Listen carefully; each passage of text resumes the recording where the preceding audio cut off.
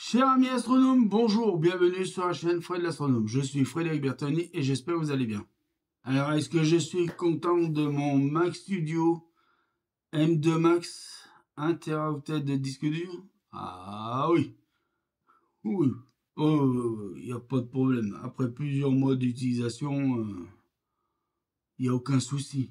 Vraiment, bon, c'est vrai que je fais pas non plus des montages cinématographiques ou avec des caméras hyper puissantes, machin et tout, avec des images plat format, avec du RAW et je sais pas quoi. Non, ma petite DJI Osmo Pocket qui est en train de me filmer là, c'est la DJI Osmo Pocket 3. Je suis sur du 422 10 bits, 4K, 60 fps, avec la fonction couleur normale. Voilà, donc autant dire qu'il n'y a pas grand chose à foutre quand vous mettez tout ça dans le logiciel Final Cut Pro. Moi, je trouve que jusqu'à là, l'image, elle est pas si mal que ça, elle est pas si vilaine que ça. Le son, j'espère que le son est très bon aussi, j'espère. Euh, J'arrive à le retravailler de temps en temps parce que quand je suis un peu fatigué, j'ai la voix un peu plus basse. Donc j'arrive à essayer de le remonter un petit peu en décibels et puis à mettre un filtre ou deux dessus pour que ça fasse un peu plus naturel et un peu moins robot, un peu moins fatigué, mais de toute façon, ça s'entend quand même. Je refais une dédicace dans cette vidéo à Monsieur Christophe de la Chapelle qui m'a envoyé un mail en me disant « Oula, j'ai vu tes derniers shorts, t'es bien fatigué. » Ouais, ça, je vais pas le nier. On va pas le nier, hein. Donc tout ça pour dire oui, le Max Studio M2, oui, j'en suis très content. Il y a une petite remarque qui m'a été faite, mais je l'ai très bien pris, hein, parce que j'ai très bien compris que c'était une remarque qui était très, très vraie d'ailleurs. C'est beau, mais c'est cher. Oui, on va pas le nier, hein. On va pas le nier. Si tu veux pas du cher, si tu veux pas du cher et si tu veux du moche, ben tu vas pas chez Apple. Même si je trouve qu'ils auraient pu faire quelques efforts sur certains appareils derniers qui sont sortis, sur le design. Bon.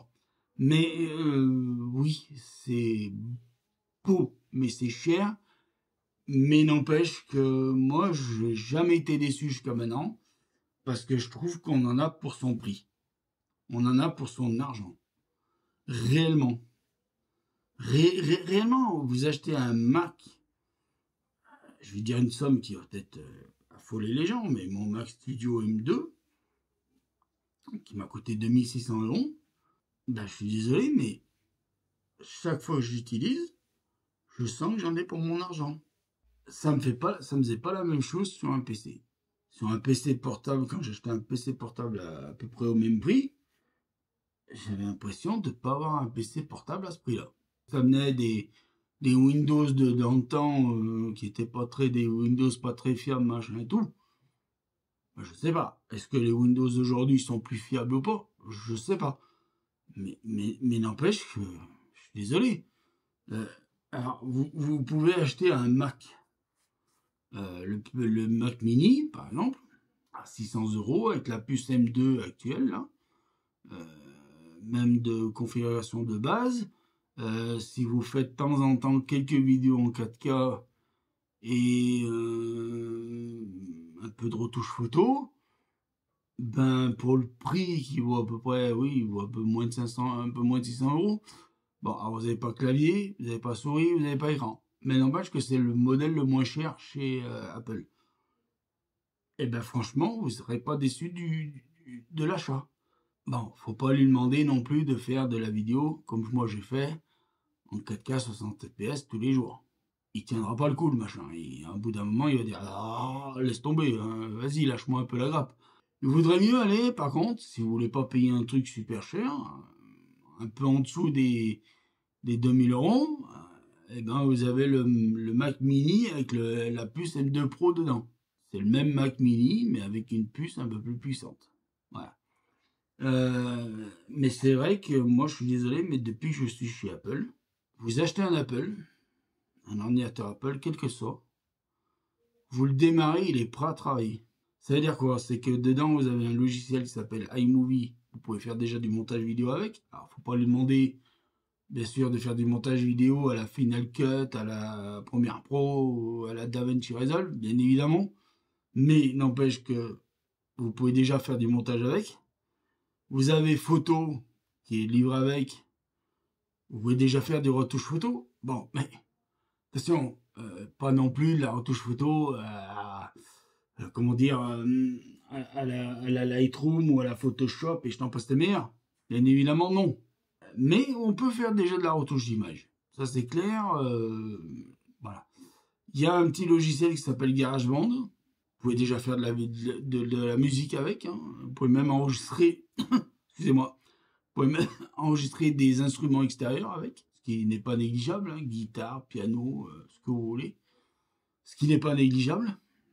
Et puis, vous avez tout ce qui est traitement de texte, tableur, présentation genre PowerPoint. Sauf que nous, ça s'appelle Keynote, chez nous. Excusez-moi. Donc, tout ça pour vous dire que oui, c'est cher. Mais il faut comprendre que chez Apple, faut payer le design, ça c'est clair. Vous payez une bonne partie du design. Vous payez une bonne partie aussi du droit de la marque, c'est-à-dire Apple, hein. Mais tous les composants qui sont à l'intérieur de l'ordinateur, ce sont tous des composants qui sont fiables.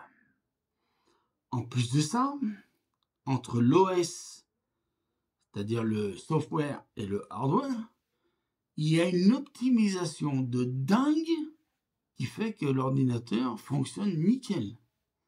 Si vous utilisez en plus les logiciels pro maison, c'est-à-dire Final Cut Pro et Logic Pro pour le Final Cut Pro c'est pour la vidéo, pour le montage vidéo, Logic Pro c'est pour la musique. Si en plus vous utilisez les logiciels maison, donc faits par Apple, l'optimisation est optimum avec le matériel. Donc, à quelque part, je ne peux pas nier que c'est cher, mais ce serait pas honnête envers Apple de dire que le prix n'est pas justifié. Après, ça dépend ce que vous voulez. La seule chose que j'arrive pas à comprendre et que je conclurai là-dessus, c'est pourquoi Apple a chassé AVI, donc le codec AVI, pourquoi il l'a chassé? C'est une question, si je pouvais trouver quelqu'un de chez Apple, je lui poserais bien la question. Voilà, donc je vous remercie, je vous dis prenez soin de vous, mettez le cuillère, et à bientôt pour de nouvelles vidéos. Ciao!